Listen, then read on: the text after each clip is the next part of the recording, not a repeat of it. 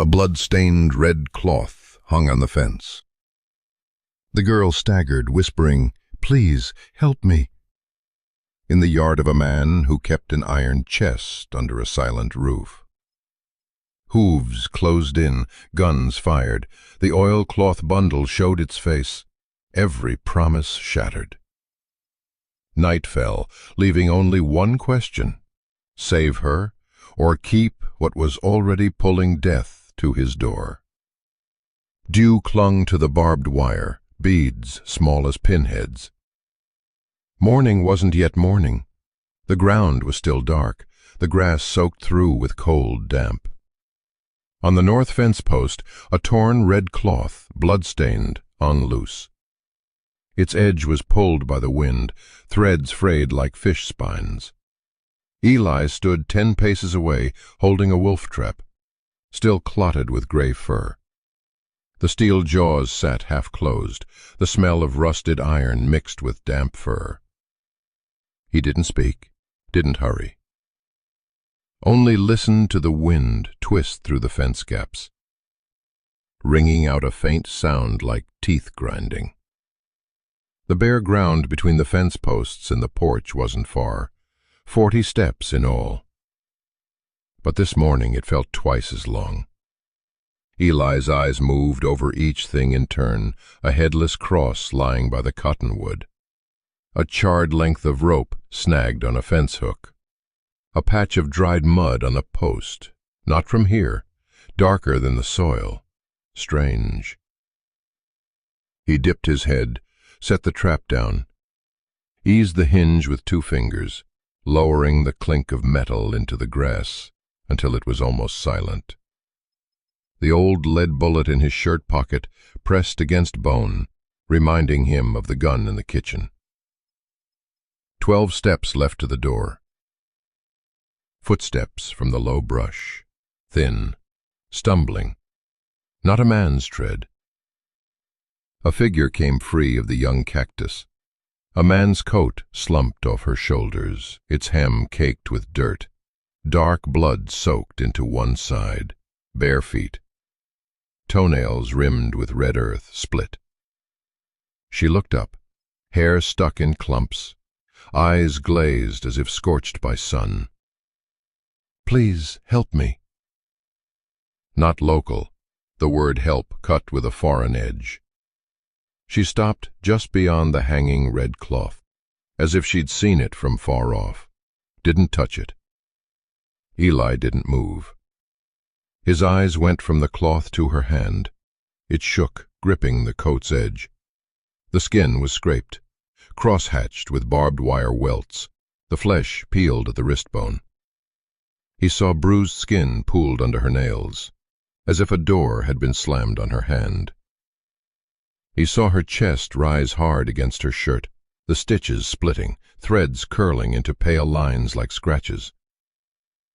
The wind shifted. The smell of blood hit his face, sharp at the edge. She took 2 more steps, fell to one knee. Her other hand pressed hard to her left side, where the blood had spread through the cloth like black mud. She didn't call again. Her lips were cracked. Sweat streaked gray down cheeks sticky with dust. She glanced over his shoulder toward the porch. Quick, counting the door, the distance, the cover. Eli saw that look. Not fear alone. A calculating look. His shoulders locked another notch. "Stay still." His voice was low, hoarse from disuse. She stopped, didn't answer, didn't beg again. Only looked into his eyes, then at the red cloth. 1 beat, 2. Wind spun dust at his boot edge. Eli shifted his weight to the left leg. His right hand hung loose, but the little finger touched the handle of the knife in his pocket, metal cold along the bone. The kitchen door behind him was barred with wood. The rusted hinge gave a faint cry every time the wind passed. When needed, it always did. She braced to rise, failed. Her arm buckled, nails scraping the hard ground. The grit squealed. The welts on her wrist flushed red again with strain. Some rope had bitten deep there. She tilted to hide her left side from him. Not well enough. He still saw it. Under the coat's hem, another cloth, darker, folded in quarters, bound tight to her by a wrap. Only a corner showing, not bandage cloth. Oiled fabric, the kind used to keep papers dry. She was hiding something flat, not thick. Not a gold bar, not heavy like metal. Something that needed to stay dry. Eli didn't ask. His chest tightened, his throat stayed still. His eyes swept past her shoulder, tracking the trail beyond the brush. Footprints. Bare feet in wet grass left faint marks. Among them, the print of a single boot, deeper at the heel, angling from north to west. One rider? Or someone who came ahead to place the cloth? No, the boot print was older, its edges crumbling, and the smell of damp hide, of horse sweat? Nothing, only dew, blood, and rust. He stepped once, slow. She shrank back, eyes flickering like a bird in netting. He raised his empty hand, palm out, showing no gun. "Stay still," he said again, softer. She nodded once, barely, tried to keep upright. Her right knee trembled. The split in her heel had started bleeding again. Not a new wound, an old one cracked open from running. She'd run last night, far. The red cloth turned again. Eli's eyes went to the knot. He moved half a step closer, reached with his left hand to take it down. She flared, her first word since pleading, "Don't, only that." Not fear of the cloth, fear the outer screw was loose. He remembered saying he'd tighten it last week. Hadn't. Today it might be trouble, or it might be help. The hinge squeal would warn him if someone entered. The kitchen window was shut, the oil lamp dark from last night, its wick still black, untrimmed. In the yard, the hitch post stood without rope, the saddle straps hung in the barn. Anyone who didn't know would waste time looking. "Please," she said again, softer. Nothing more. Her throat dry. The coat's back wet in a stripe, clinging to her shoulder blades. A strand of hair fell to her lip. She hadn't the strength to blow it aside. Eli took the last step. 4 paces remained. He wanted to pass left to keep the wind from blowing her blood scent into his face, but that path went too near the red cloth. He didn't touch it. He chose the right, over flat ground, avoiding the strange mud. His boot touched gravel, making a small sound. "Is someone following?" he asked. The first question. She glanced behind her, the look shallow as defeat, then shook her head. That was all. Not no, don't know. Eli heard the difference. The rims of his ears warmed, then cooled fast. He glanced at her hand, covering her side.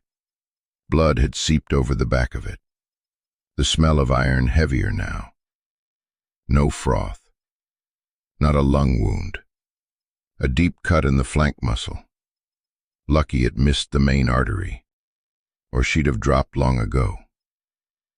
If wrapped right, it could hold. Still he stood. Another beat. Listening. For anything beyond her breath. Beyond the fence, the crows hadn't taken to the sky. They stood like black marks on a dead tree. Crows rarely went quiet. Today they were. Silence in this land had never meant safety. Eli saw the feathers twitch, then still. One lifted its head north. Didn't call. Wind swept by, carrying a far sound like stone rolling. Or his own heartbeat. He wasn't sure. He listened again. No hooves, no creak of leather. Only barbed wire humming in the wind. She tried to stand again. Failed. Her hand caught the fence post. It swayed lightly, the barbed wire biting shallow into her skin. A fresh brown streak showed, then welled. She let go from pain. Her teeth pressed into her lip. No cry. Her eyes never left Eli. Eyes that begged and measured at once. Eli stepped another half-pace, bent his knees, lowering his weight. He reached out, stopping short of touching. "I'll lift," he said. She shook her head. Not pride. Fear. Fear that contact would shake something loose from... Didn't drop it, just changed angle. His hand slid under her arm, avoiding the hidden place. "Count," he said. 1, 2. She nodded. Her forehead brushed his shoulder as her weight came off her knee. Lighter than he expected. Maybe from blood already lost. He steadied her upright, partway. Didn't carry. Didn't pull her all the way. Only helped her switch knees, freeing her right leg from the numbness. She bit down, eyes closing for a second. When they opened, they flicked left, toward the red cloth. She feared it might fall, feared someone might miss the sign, or feared he'd study the knot. Eli understood that far, no further. Wind whipped her coat edge, showing the shirt beneath, torn clean across the waist. A sharp cut, edges neat, not torn by brush. A knife. A steady-handed knife. Near the navel, 2 parallel scratches, even. A hand more practiced in threat than killing. The barbed wire scars on her wrists finished the picture. It was enough. Eli swallowed dry. A mild nausea crept up, then left. He pulled the small knife from his pocket, slowly, letting her see. She startled, then stayed when he turned the handle toward her. "Cut the cloth," he said, pointing to the bandage over her wound, "so it doesn't stick." She looked at the knife, hesitated, shook her head, kept the wrap. Another layer of defense. Another secret. He didn't press. Slipped the knife away. His fingers cooled a degree. Eli turned toward the house. The porch was still. No movement. On the hook by the door hung an old key ring. Barn, shed, medicine chest, the brass dulled by dew. He knew the string it hung from was worn. On windy days it tapped against the boards, a clack. Today the wind was soft. No sound. If he went in, he'd have to pull the bar. The noise would call to anyone waiting outside the fence. If he stayed out, she'd drop again. Choose between noise and time. He drew a few more beats out, listening once more, to be sure. Still nothing. Please. The third time. Not asking the world. Asking him to choose. Eli pulled off his right glove, shoved it into his pocket. Skin met dew. Stung. He set the wolf trap at the base of the post, pushed earth over it so no metal showed, pressed lightly so it took the ground. Didn't set it. Just slightly from the cold. He hated the cold of dew on open wounds. He lifted his hand again, palm open this time, waiting for her choice. She looked at it like a last ledge before a jump. Then she set her blood-wet hand in it. Hair dropped to cover half her face. The motion slow, tight. The oilcloth edge under her coat stayed fixed. The secret stayed put. He felt the weight of her choice settle into his grip. No words needed. Eli closed lightly around her hand. Kept her from slipping. He shifted his feet, turned her away from the post so the wire wouldn't scrape her side. The gate's hinge was 3 steps off, each step a chance for sound, each sound a call into empty space. He tilted his head, ear to the north. Still no hooves, no tack creak, no laughter. The crows stayed silent. Dew slid deeper into the yard. A pair of wooden clogs left from yesterday lay skewed under the porch, one up, one down. On the porch step, a streak of dried mud, like something heavy had been dragged, old from days ago, not connected. Still, in his mind, every object took its place on a map where all things had a spot. She was a new thing, no place yet. The red cloth was a wrong thing, in the wrong place. The wolf trap was ordinary, now turned to a mark. He drew in a slow breath, slow enough to hear the tiniest tooth of the wolf trap tremble when the wind brushed over it, slow enough to know his hand didn't shake. He'd have to take her through the gate, through the squeal of the rusted hinge, through whatever eyes might be watching. Or maybe no one watched, and the cloth was just a flag she'd used to staunch the bleeding and left. Or it was a signal. Or it was her way to see if he knew the sign. She looked up, met his eyes full. In their hollows was something without a clean name. Not full rescue, not full lie. A gray place, deep, cold. In this land, that gray killed slow. Eli knew. He'd seen it before. He nodded once. Small, like a blacksmith's nod when the iron was just hot enough to strike. His hand moved to the door bar. Rust waited for a sound. He set his fingers there, the cold biting through. He would open it, but before he pulled, he looked again at the red cloth. It stood there, like a third eye in the yard, lidless, refusing to close. He let it look, then pulled the bar. The squeal rose, thin and long, like a pin on pottery. She stiffened once. Eli didn't turn to cloth hung in place. The gray place followed them inside like an unnamed shadow, and in his chest something broke quietly, without falling, the choke of a man who knew he had just carried a large question into his own door. She had fallen forward just before the gate. Her forehead struck the plank edge, a groan swallowed in her throat. Eli bent, his hand touching the cold, damp fabric, pulling her free from the barbed wire. The gate hinge shrieked like teeth grinding. Wind pushed the smell of rusted iron and dried sweat into his face. He got her up onto the porch step. Her body was light, as if hollowed out. Her breath mingled with the hinge's groan again as the kitchen door opened.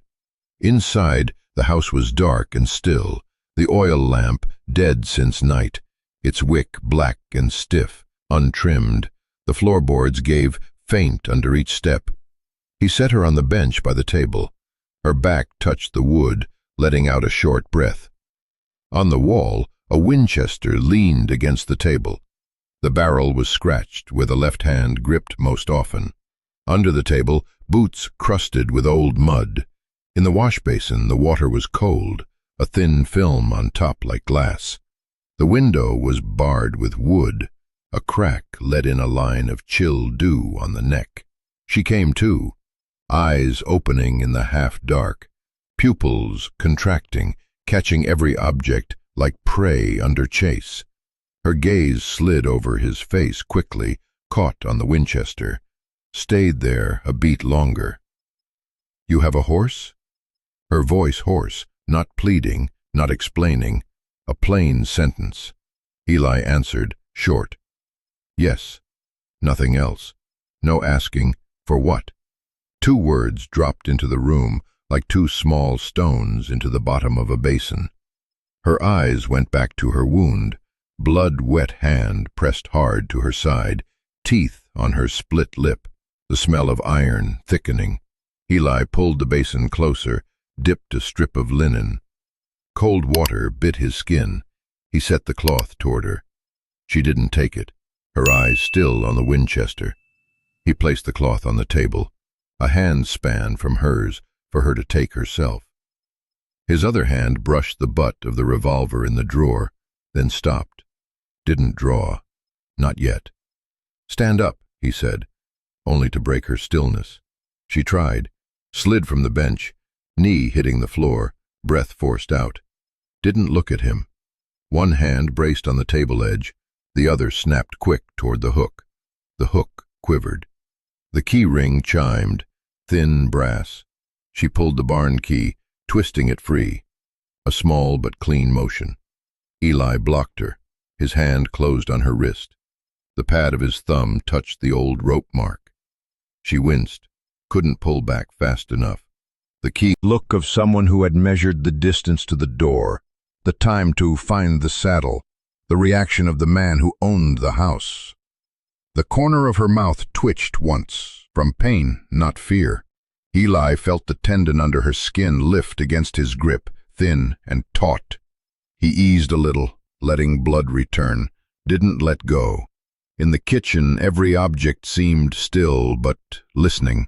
The lamp's black wick, the lightning-shaped crack on the pine table, a chipped stoneware cup, the lead rope hanging in the corner, its end frayed. Outside, the dew brushed the door like a wet cloth. She drew in a breath, quickened it, let go of the keys, though he still held her. Her eyes left the Winchester, shifted right, stopped in the dark behind the stove. There, an iron chest, its body painted black. Last winter's cold had peeled it in patches, showing dull gray metal. A large lock, the kind with punched lettering from the town smith. Across the lid, a long scrape as if dragged. No one had opened that chest in years. No one knew what was in it. No one, except Eli. Her voice came out in short pieces. "They think I took gold." Stopped. Didn't look at him.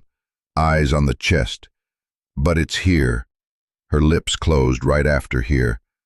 A dry swallow. The small room drew tight. No wind. Only the sound of his fingertips brushing her wrist as he tightened again. One beat. Eli's jaw locked like stone.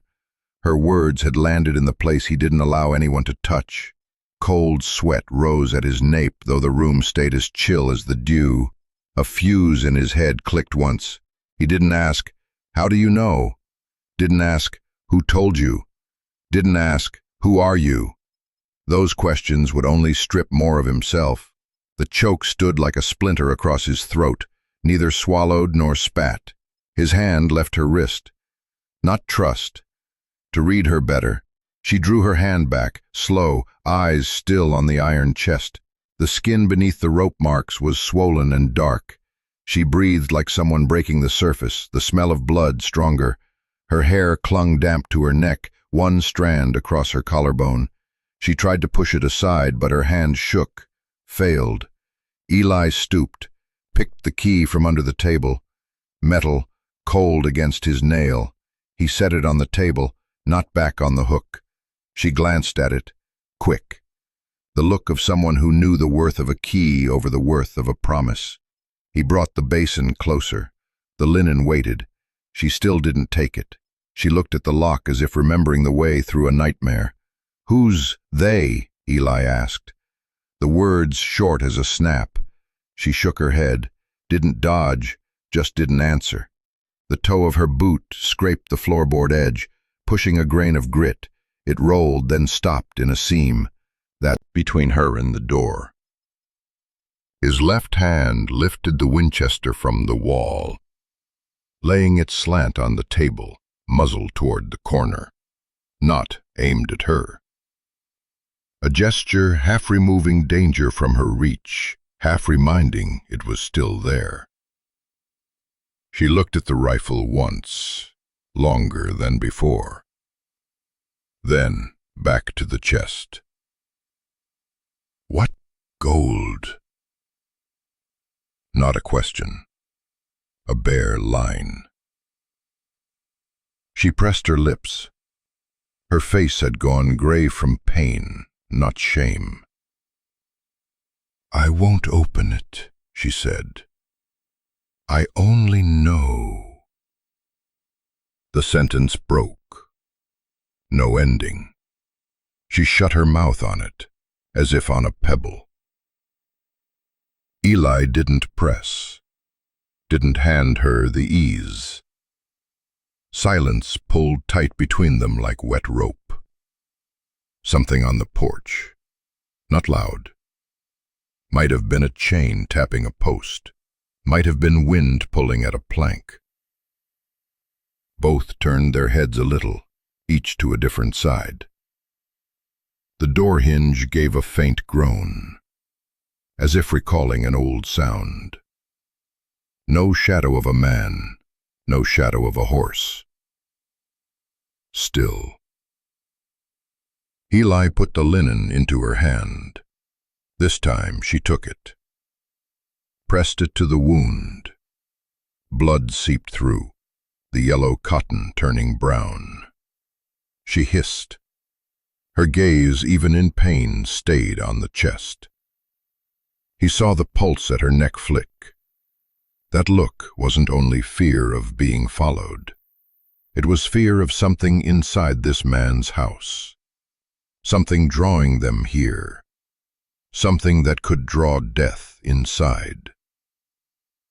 "How did you come in?" he asked. "North," she said. Plain. No landmark, no trail, no past dragged in. "The cloth on the fence," he said. "Yours?" She shook her head at once, too fast for someone hurt. "No." Then slowed, as if remembering her own mouth. "I saw it there." So who hung it? Fresh enough the blood hadn't blackened. Careless enough the knot was skewed.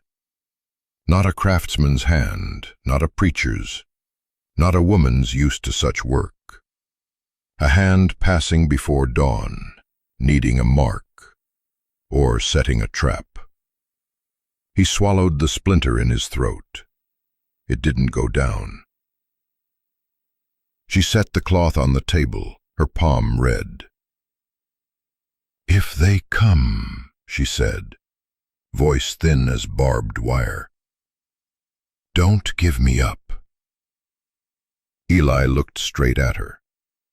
It wasn't a plea. It was a demand.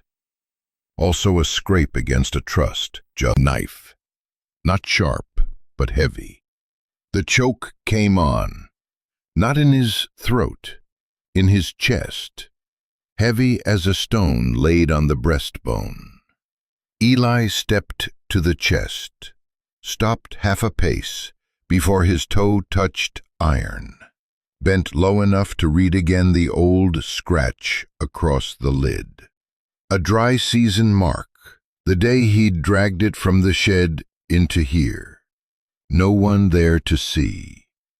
Now it was as if a third eye looked through everything. He turned, met her eyes. A strand fell into hers. She had no hand to clear it. Eli reached, stopped halfway, pulled back. He didn't make easy gestures anymore. Every movement now carried weight. Every touch had a price. On the table, the Winchester lay still. The barrel faint with dew, blown in from the door. The key ring no longer on the hook. The hook swinging once, then still. The oil lamp still out. The window still barred. Under the third floorboard from the kitchen door, a small hollow where he'd once hidden a dead man's letters, now empty. The thought passed over it, then left.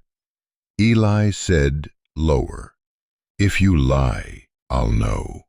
Not threat, fact. She nodded, no flinch, No anger, no pride. Just a nod, like someone pushed to the edge, and knowing no easy way left. Her eyes, for the first time here, stayed on his longer than a beat. There was water in them. It didn't fall, held like holding an old knife in a split sheath. In the yard, a chain rattled. Wind shifted. The gate hinge rasped a faint note, then stilled. Two people in the kitchen stood with a table between them. Between them, a blood-wet cloth, a key in the man's pocket, an iron chest that knew, and a sentence that couldn't be taken back. No one moved. The kitchen's breathing slowed. The trust on the table was thin as oil paper, wet, terrible by a touch. Hoofbeats from far off, at first fine as sand rain, thickening to a drum that struck the chest. The back door opened a crack, wind pushing out the smell of old ash. She edged back into the kitchen's dark, blood hand pressed to her side.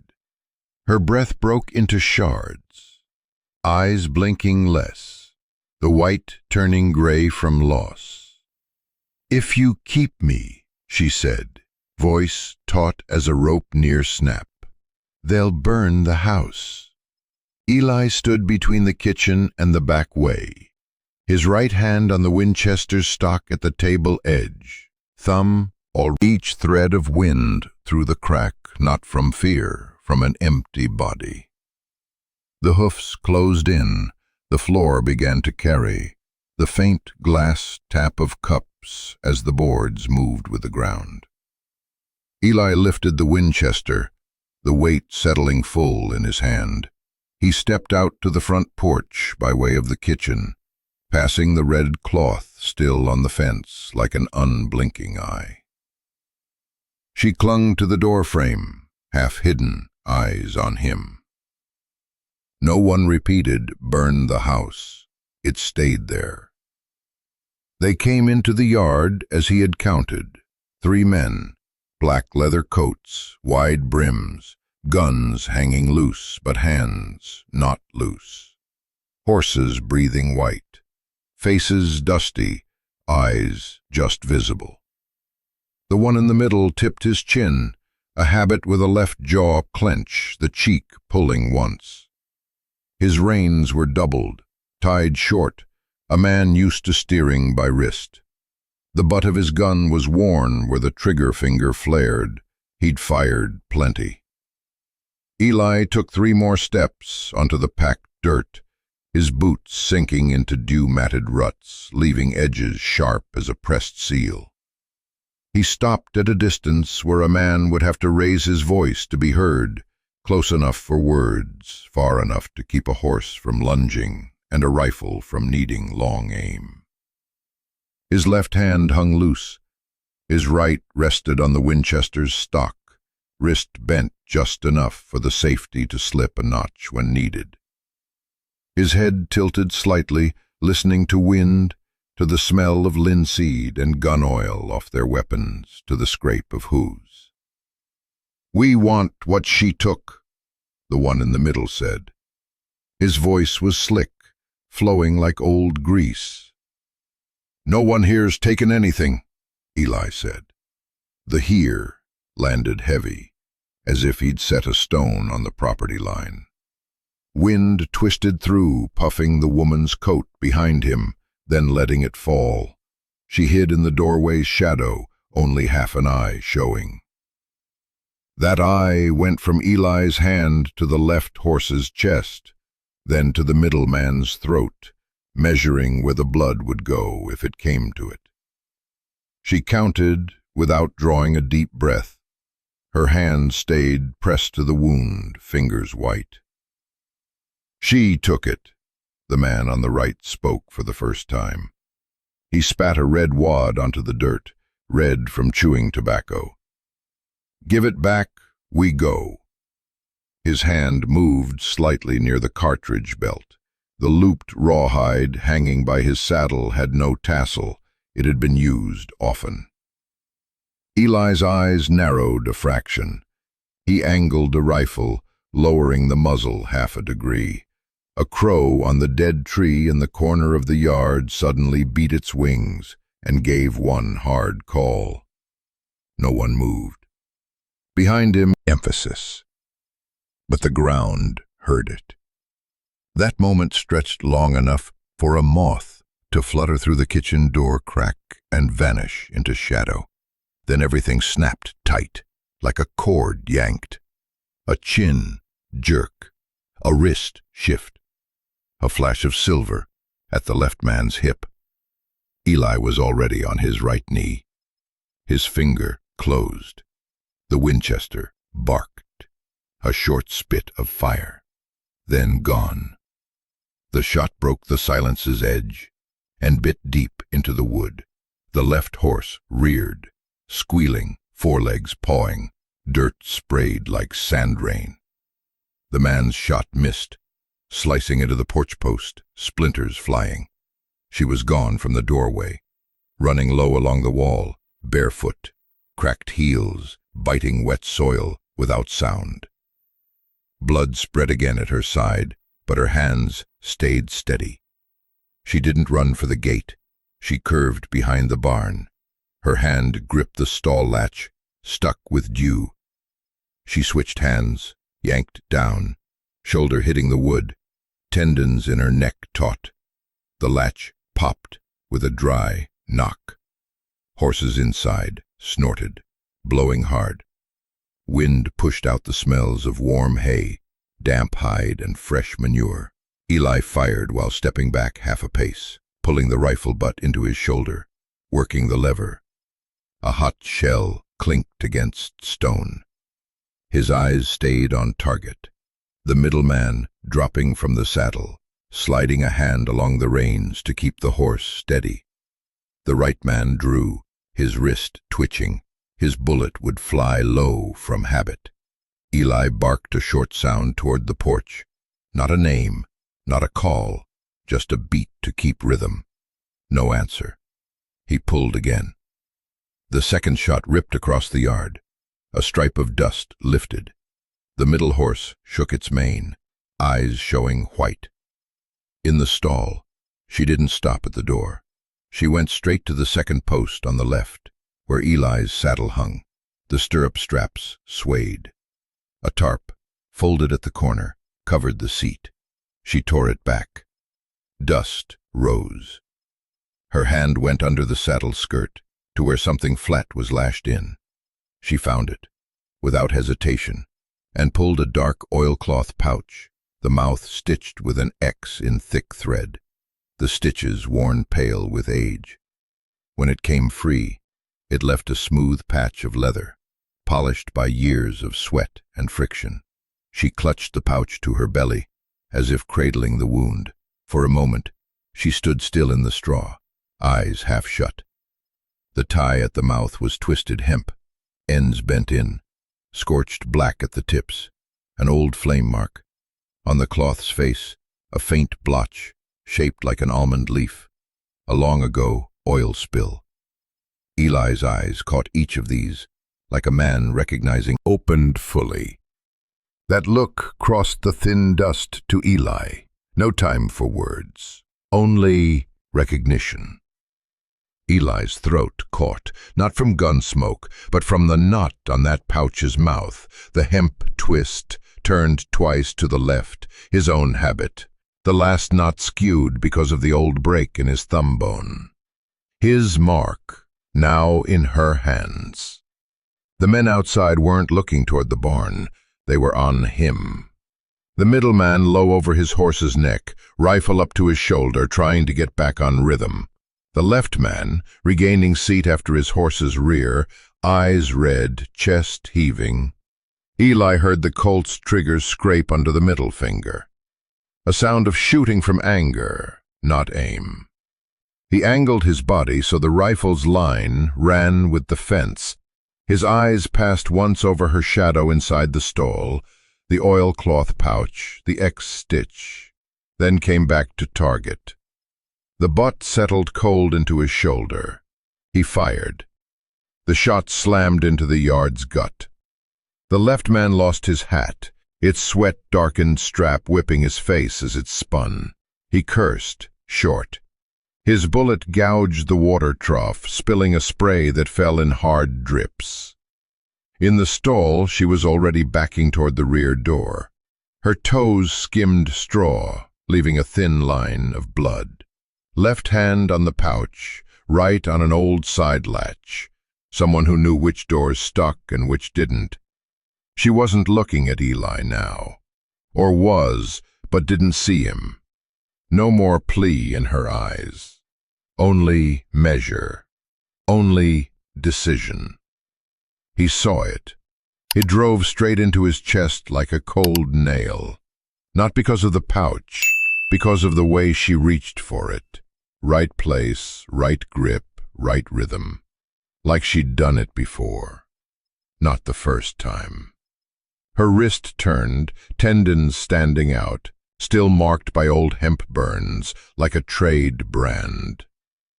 Dust in the yard thickened. The smell of gunpowder was heavy as wet metal.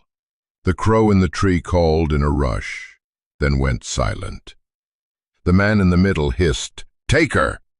He dug his heels into the horse's belly, the animal stretching forward, hooves punching. The man on the right swung left to open the angle. The barbed wire fence trembled, the red cloth flashing once before vanishing behind a horse's head. Everything moved except the choke in Eli's chest. He worked the third round. The barrel kicked, his shoulder jolted, but the pain was less than the stone climbing his throat. He saw her turn once toward him. A moment someone else might mistake for a plea. But he read the tendon under her eye's edge, the line of someone measuring survival in fractions. Her lips pressed, the old split leaking fresh blood, the red brushing the pouch, the thing he'd hidden so no one would see. Now in the hands of someone who had stood in his kitchen, pressing cloth to a wound. It drew a breath of the stall's heat, hide, sweat, hay, and chose another way. A dry snap behind, the back stall latch sprang. The wood door shuddered, then opened a crack. A thin cut of light sliced the dust. She slipped into that light, like sliding along a blade. Pouch clutched to her chest. Her cracked feet touched the soft earth beyond, silent. Blood drops beaded a path away from the house. Eli hadn't fired the fourth shot. He stood between two poles, the middleman's rising rifle, the pouch leaving him. Both tugged. Both claimed. He chose the first, pulled, lit the powder, kept the house from burning, now. The shot went. The right man's barrel dropped hard. He swore. Longer this time. The middle horse threw its head, kicked, white foam at its mouth. She vanished around the barn's far edge. In that blink, Eli saw the whole, house, barn, fence, red cloth, kitchen, iron chest, the hook without keys, like a jaw closing slow without sound. Betrayal didn't need words, only a hand pulling the right string, opening the right knot, only someone from inside would tie. And the choke dropped low, heavy in his gut, like a sack of stone placed there. In the yard, the three still held guns, still clenched teeth, still breathing smoke. Eli still fired, still set his right foot back to hold angle. Bullets still split the air, dirt still jumped. But another sound had risen in his head. Sharp without being loud, the twist of hemp turned twice to the left. The needles stab sewing an X into oilcloth on a moonless night, a sound only he knew.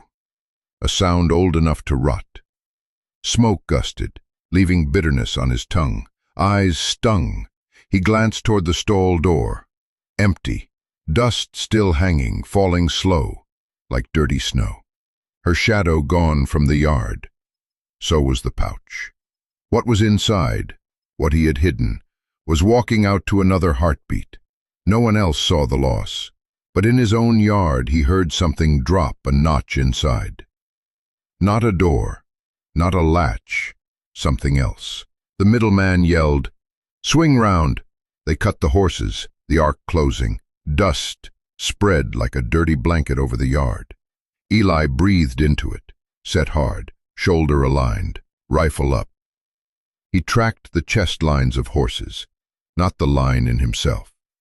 And as the trigger pressed into his finger's pad, he knew the fight was no longer 3 against 1. It had a fourth, oilcloth pouch. It stood behind him, didn't shoot, didn't speak, but pulled every line toward it. He fired. The yard answered with a short blast.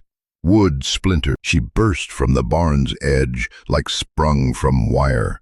Her left arm locked the pouch to her side. Her right grabbed the latch. One beat. Her arm swung. The pouch cut a short arc, slipping through the smoke's halo, dropping toward the 3. It hit the dry dirt heavy. The hemp tie slapped the cloth with a dull bop. The middle horse surged. White spittle flew. The rider jammed his heel, reached down. The pouch rolled once more, taking on a dark dust smear. The right man swung his muzzle toward it, as if to hook it. The left man ducked, hat tipped low, hand grasping. His reins slipped a half loop in the rush. Eli froze a half breath. He caught it all. The arc, the fall, the knot twisted backwards. His hand still on the Winchester's stock, the grip loosened for a beat. Save him, or drag the trap to his door. He didn't know. The choke climbed, cold. The left man touched it, just the middle finger on the cloth edge. The hemp bit skin. He jerked, but the horse jerked back. The pouch slipped, rolled between the middle horse's hind legs into low dust. The middle man bent low, back curved, letting out a curse. The Colt in his grip shook, unsteady for aim. He chose pouch first, bullets later. Eli squeezed. The crack tore a short seam in the air. The butt punched his shoulder. The left horse sidestepped. The rider lost seat, clawing air. His eyes widened, whites showing. His gun shook, muzzle flash flaring wide. The bullet plowed into the fence rail, whipping a splintered chip into the post. She stood bare in the stall doorway now, no longer hidden. Her breath came hard, chest hammering. The blood on her side spread into a dark bloom, running down her thigh. She watched the pouch roll through the dust like an animal breaking loose. No smile, no sigh, just eyes on it. For one beat too long, the man on the right wheeled his horse. He leaned low, fingers pinched as if to snatch a coin. The oilcloth pouch snagged on the horse's heel and paused just long enough for him to grab. He lifted it. His eyes lit like a man seeing water in desert. He yanked hard, hemp cord tightening, the skewed knot squealing dry. For an instant, his little finger flared open, the cracked leather glove showing pale skin beneath. Eli didn't waste it. He fired. Smoke slid across. The shot struck hard into earth, jolting the man's chest back. The pouch slipped from his grip, skimming low before it dropped. It rolled twice, stopping at the base of a fence post, its hemp tie caught on a barb. Put wire. He dropped low, hat falling, sweat binding his hair to his forehead, a vein standing. His hand reached the hemp, tugged to free it from the barb. Wire cut his finger, streaking the hemp with red. His eyes glinted animal, close to the pouch, too close. She burst from the stall door, not toward the pouch, but cutting diagonal, skimming the wall, one hand clutching the boards, the other pressed to a thigh to steady the wound. Each step like downhill on legs without brakes. Straw stuck to her heels, dropping behind her. Her face blanched, lips darkened, but her eyes stayed wide, counting, pushing, choosing. Eli half-turned, his back touching the kitchen doorframe, the wood cold into rib bone. He worked the lever. A hot shell bounced across the floor, tapped under the table, and lay still. His thumb slid over brass, feeding another round. All in 2 breaths, time drawn tight as wet leather. The middleman had just freed the hemp when another shot cracked. Eli shot low. Dirt spat under the horse's hooves, splattering mud. The animal jolted, stepping back, nearly stamping the pouch. The man swore, snatching his hand back, the pouch wedged deeper under the post. He pulled a knife, thin as a fish spine, long enough to cut rope or a throat. He leaned in, slicing at the cord, eyes fixed on the pouch's mouth as if he could smell gold. She stopped against the wall, breath fast. Her grip whitened on the kitchen door frame, nails digging shallow lines. Her mouth opened without sound, her eyes no longer on the pouch, on Eli. One beat. It sat between them like a heavy board laid on both chests. Eli read it, but his hands stayed on the stock. He shot at the front leg of the middle horse. The bullet grazed tendon. The horse bucked, tail whipping dust. The rider fell, knife in hand. His old hat brim rolled under the horse's hoof, flattened. The knife stuck into earth with a sharp ring. The last man, the one on the left, cut in wide, using his horse to block Eli from the pouch. He drew a black-polished revolver. The trigger quivered. He aimed for Eli's chest. Eli ducked. The shot ripped past the doorframe, splitting the post. A sliver struck his cheek, stinging. He didn't lift a hand to it. He aimed for the gap between the man's knee and thigh, squeezed. The bullet bit muscle, jerking the man's leg. He hissed through teeth. The horse reared, his aim thrown wide. In the blur, she grabbed a stone, palm-sized, and threw. It hit no man, hit the pouch. It rolled half a handspan clear of the post, the hemp scraping free of the barb with a sharp tack. The middleman lunged. Barb. His fingers curled faintly with cold. Gun smoke drifted, looping gray against the doorway. The middleman mounted the left horse, pouch in his arm. He jerked the reins, shouting, "Go!" his voice ragged. The last rider swung up behind, bent low. The horses turned, tails sweeping, hurling dust into the yard. It was so thick the gunpowder taste chewed in the mouth. A dry cough. The throat burned. Eli didn't follow. He counted the rounds left by touch, not sight. She staggered into the kitchen, back sliding down the wall until she sat by the stove. Blood from her side spread into a slow, dark pool. Her clothes stuck, skin cold. Her breath came in fractured pulls, each one rasping in her throat. The water jug on the table tilted from where the hot shell had struck its leg earlier. It dripped, tack, tack, tack. Steady. The water tracked into an old blood stain, turned thin brown, then vanished between boards.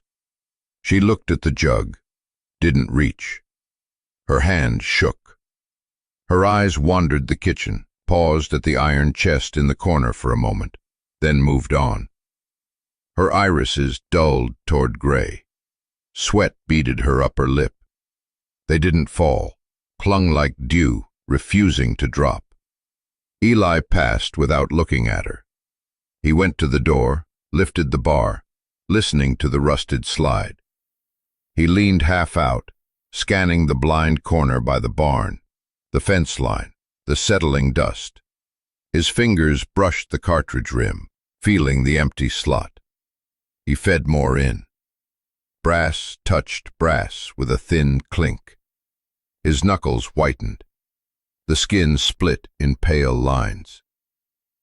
Inside, she tilted her head against the wall, eyes half closed. Her mouth dry, tongue running over teeth, tasting iron. She tried for a deep breath, but drew only half.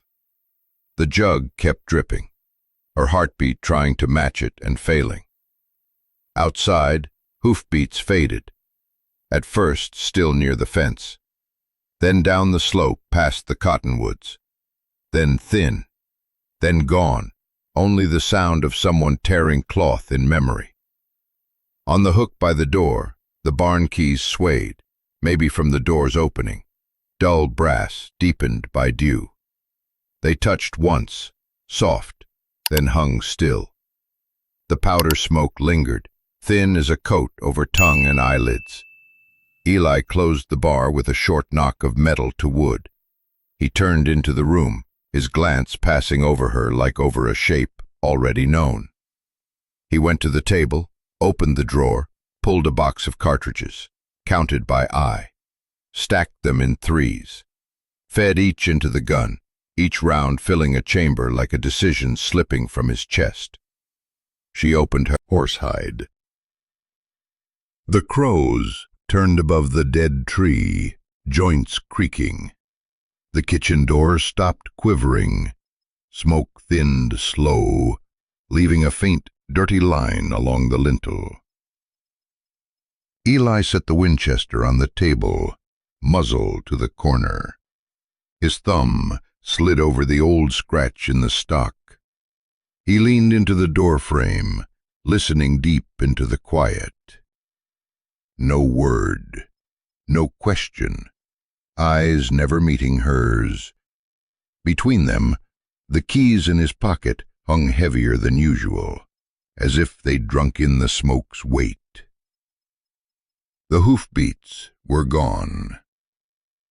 Only the chain outside brushed the post once, then stilled.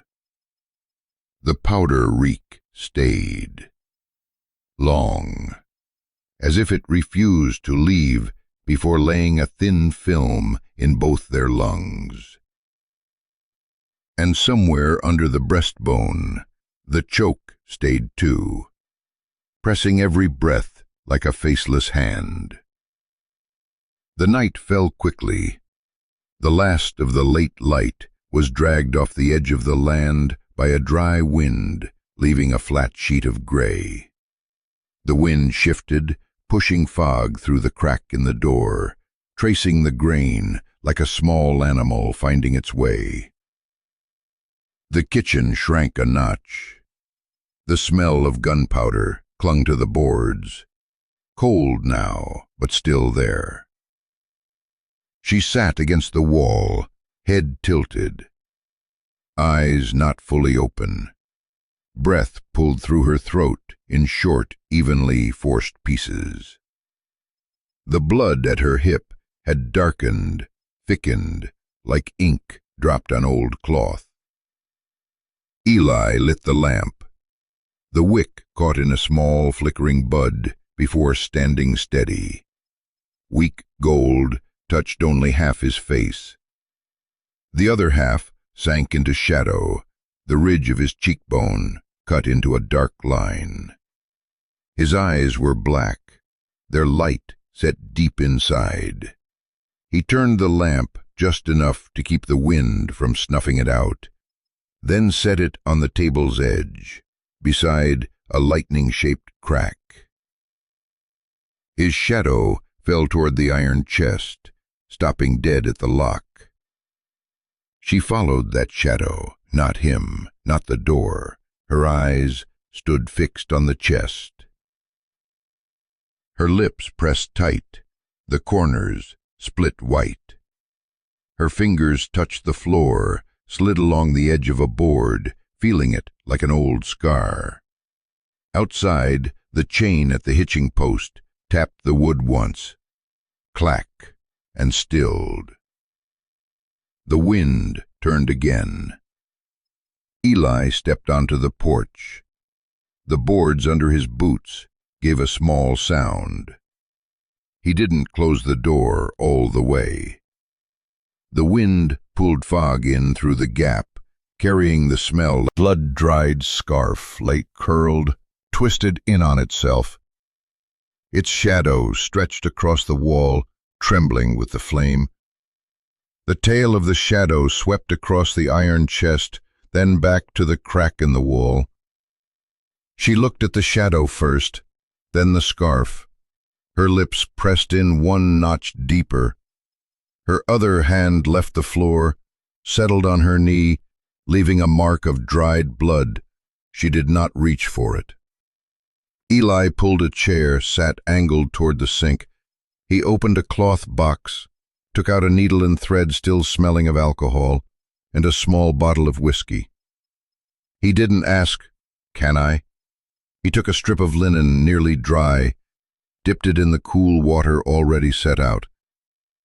She leaned just enough to bear the edge of the bandage.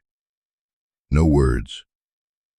He cut the cloth, metal net thread in a dry bite. He leaned close enough to see the ragged edge of the tear. Blood welled, turned yellow at the rim in the lamplight. She kept her eyes on the chest the whole time he worked. When he cleaned the wound, her jaw tightened once, no sound. When the needle went through cloth, through skin, through the layer of oilcloth, she closed her eyes for exactly 1 second, then opened them again, still on the chest. He tied off the knot, pulled the thread snug, clipped it clean, tucked the end under. His hands, large, thick-skinned, moved clean. He pulled the cloth over, tied the second loop, just tight enough to stop the blood, not cut the vein. The oil lamp sputtered when a stray drop of alcohol fell on the wick. The flame jumped. Their shadows on the wall lurched toward the eaves, legs drawn long. Outside, the crows shifted branches, wings scraping each other like torn fabric.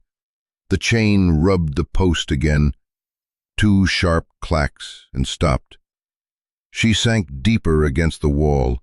Her chest lowered, a strand of hair fell from her temple, stuck in the sweat, plastered across her cheek. She didn't lift a hand to move it. He set the scissors down, the blades shut, the handle touched the table's edge with a thin ting. Small, but it touched the choke in both their chests, like a finger pressing down. Eli looked toward the chest. Its black paint was scratched in places, the lock a dull, dirty gold. Rain from the other day had dampened it. The iron legs had printed dark circles into the floor. He drew in a slow breath. Not deep. He stepped to the chest, didn't touch it, just stood. His shadow swallowed the lock. She didn't look away. The muscle in her neck jumped once. He turned back to the table, took the red scarf, set it near the lamp. The low flame pushed light through the edge of the scarf, making the thin for a beat, stopping at the scarf. The gaze was dull but clear, like someone receiving a signal without words. She looked at the knot. She could picture the hand that tied it, not a smooth hand, but one with a tremor, cracks at the joints. She glanced at Eli's hand. His knuckles were pale, faint cracks running across. A match. In that moment of looking, her lips lowered a fraction, then pressed tight again. Out in the yard, the body by the fence no longer showed clear in the dusk. Fog climbed through the grass, wrapping the wooden ankle of a fence post. The ground was cold. A small ting sounded from somewhere in the barn. Maybe a nail stretching in the cold. Maybe chain brushing a hook. That small sound came inside like a blunt-edged question, then was gone. Eli took the water bottle and set it on the floor by her feet. He didn't say, "Drink." He opened the cap, letting out a cool breath laced with iron. She looked at it, but didn't touch. He sat in the chair opposite, his palm flat on the table, facing down. Between them lay the red scarf. The oil lamp grew heavy, its flame lower, breathing steady like a tired man. The window latch stayed shut. A hairline gap let fog in to draw a pale streak on the sill. 3 drops of water gathered, then merged into one and rolled out of sight. The floor creaked once when the wind pushed the door. The cartridge box sat open in the corner of the table. 2 rounds left. The spent shells lay in a short row under the table. Dull gold, the warmth long gone. She tried to move. One hand pressed the floor, pushed. Her back left the wall half an inch. She shifted her leg, peeled her trouser from where it stuck. Her mouth opened, not to speak, but to take a deeper breath. It sank, hit the hard knot of stone under her breastbone, and bounced back. She let herself fall to the wall again. Her eyes returned to the chest, fixed there like a nail driven halfway. Eli tilted his head, listening. No hoofbeats. No smell of new leather. Only damp straw and cold ash. He rose, went to the doorframe, peered through the crack into the yard. The hitching post's shadow lay heavy across the ground. No movement. He pulled back, set his hand on the latch. Didn't draw it. Left it there for a few seconds more, as if weighing the house itself, then let go. By the way she had found the saddle, by the way she'd stared at the lock all evening. Now only the objects held the rest. Eli drew the lamp closer, turned the wick up a notch. The light flared, the scarf's shadow shrank, sharpened. In the stronger light he saw a single thread caught in the knot's edge. Different, thin, smooth, not hemp. Perhaps from someone's shirt. He pinched it, began to pull, stopped halfway. Didn't remove it. Small things like that often spoke more than a man's voice. The chain outside clacked again when the wind twisted through. The sound came in, skimmed past the chest, touched the table leg, then died under a boot heel. A black insect crawled from the wall seam, passed through the scarf's shadow, vanished behind the cartridge box. The smell of whiskey from the dressing mixed with the lamp's oil, faint as someone breathing through closed lips. She shut her eyes for a moment, then opened them. Her gaze stopped on the scarf, then on his hand.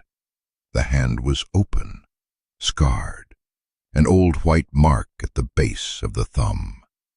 She looked at her own, an old rope welt turned purple, swollen. The 2 hands were the length of the scarf apart. She didn't reach. Neither did he. Night came fully. The lamp was the only light. Everything else was eaten by black. The crows stopped calling. The wind fell back. Fog thickened at the window bars. Outside, the body by the fence lay still as a period. On the table, the red scarf lay like a question. On the wall, the chest's shadow like a hidden answer. No one spoke. For a long time. Only the chain in the yard gave a clack when the wind shifted. Each sound like a finger tapping the house to remind that someone might still be out there, even if no one was. The lamp dropped a little lower, then held. The choke in the room didn't lift. It only settled lower, heavier, and the quiet question stayed, between scarf and chest, between 2 hands that didn't touch, Had she come to save or to take? The lamp didn't answer. The chest didn't answer. The chain didn't either. Only the house answered by standing still. Still like a man who has lost something and doesn't know when it went missing. When the wind died, only the blood-dry red scarf remained on the table, its crooked knot like a lie tied in haste. The iron chest stayed in the corner, its lock like a half-shut eye. In the yard the chain clinked in the wind. In the house the stable key stopped rattling. The oilcloth bag, make of the red scarf, the crooked knot, and the unopened chest,